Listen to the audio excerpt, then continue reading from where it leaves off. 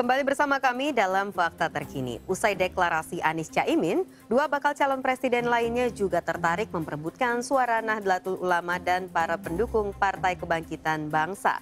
Hal ini terkait Jawa Timur yang memiliki daftar pemilih tetap tertinggi di 2024 yang mencapai 31 juta pemilih. Partai Kebangkitan Bangsa memperoleh suara tertinggi di Jawa Timur pada pemilu legislatif 2019 sebesar 4,2 juta suara atau 19,4% dari total suara yang sah. PKB pada pemilu 2019 berhasil unggul di 12 wilayah dari 38 kabupaten kota yang ada di Jawa Timur. Hal inilah salah satu alasan Anies Baswedan menggandeng Muhaimin Iskandar yang juga Ketua Umum PKB sebagai calon wakil presiden. Apalagi elektabilitas Anies Baswedan di Jawa Timur rendah di bawah 20%. Masuknya PKB dalam koalisi perubahan untuk persatuan dan Caimin sebagai pasangan di pemilihan presiden nanti jadi salah satu upaya Anies dan Surya Paloh untuk kantongi lebih banyak suara di Pilpres 2024. Dalam upaya ini juga terganjal elektabilitas Caimin yang juga masih di angka 10% di Jawa Timur. Walau begitu, simpatisan PKB yang kuasai Jawa Timur dianggap setidaknya bisa mendongkrak perolehan suara walau belum tentu kuasai Jawa Timur. Ya, kalau kita melihat angka-angka statistik, PKB itu memang salah satu basis kekuatannya di Jawa Timur dan NU ya. Tapi kan problemnya adalah apakah orang PKB, apakah orang NU itu otomatis akan pilih Anies dan Muhaimin nanti dulu. Karena kalau kita melihat hasil Pileg 2019 yang lalu, PKB itu kan mendapatkan suara 9,6%. Tapi pemilih-pemilih PKB ini hanya 1 atau 2% saja yang memilih Muhaimin. Itu artinya apa?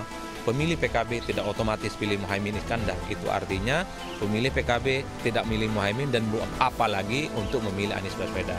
Ini angka-angka statistik. Langkah ini langsung diantisipasi bakal calon presiden lainnya, Prabowo Subianto. Rabu sore Ketua Umum Gerindra itu bertemu dengan Yeni Wahid, yang tak lain adalah putri Abdurrahman Wahid alias Gus Dur. Yeni mengunjungi kediaman Prabowo Subianto karena akui banyak kesamaan visi yang dimiliki antara dirinya dan Prabowo.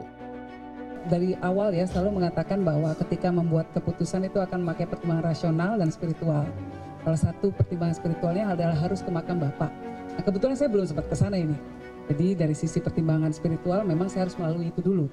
Tapi secara rasional ya berkomunikasi dengan Pak Prabowo. Pak Prabowo ini punya visi yang sangat luar biasa. Bagi kami Pak Prabowo ini top list. Yeni jadi salah satu tokoh Nahdliyin yang dipertimbangkan untuk dilamar menjadi calon wakil presiden mendampingi Prabowo di kontestasi 2024. Apalagi almarhum Gus Dur masih punya banyak pengikut setia.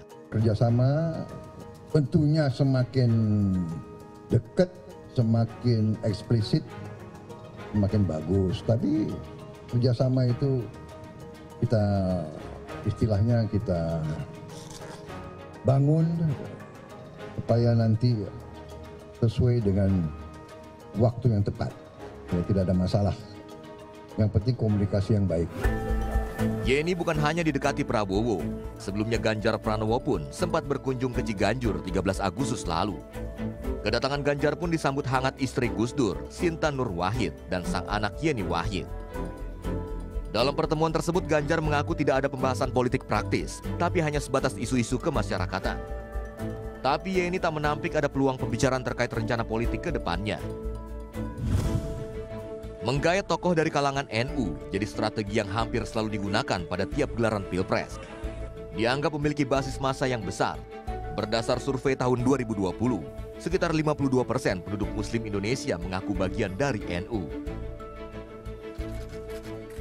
Sementara satu nama lagi yang juga sering dikaitkan dengan suara warga Nahdliyin adalah Gubernur Jawa Timur, Khofifah Indar Parawansa. Di pemilihan Gubernur 2018 lalu, Khofifah dan Emil Dardak raih 53,55% suara dan berhasil unggul di 27 wilayah kabupaten atau kota. Selain itu, tingkat kepuasan masyarakat atas kinerja Khofifah di Jawa Timur mencapai 82% di survei yang dilakukan Accurate Research and Consulting Indonesia pada bulan Mei 2023. Tingkat kepuasan terhadap kinerja gubernur merupakan rapot yang menggambarkan sukses tidaknya pemerintah Provinsi Jawa Timur di mata publik, mengindikasikan kemampuan pemerintah dalam menjawab berbagai tantangan yang dihadapi rakyat. Hal inilah yang membuat Khofifah juga jadi salah satu calon kuat dilamar menjadi wakil presiden oleh para baca pres. Mengingat suara Jawa Timur memiliki daftar pemilih tetap terbesar di pemilu 2024 dengan 31,4 juta lebih DPT.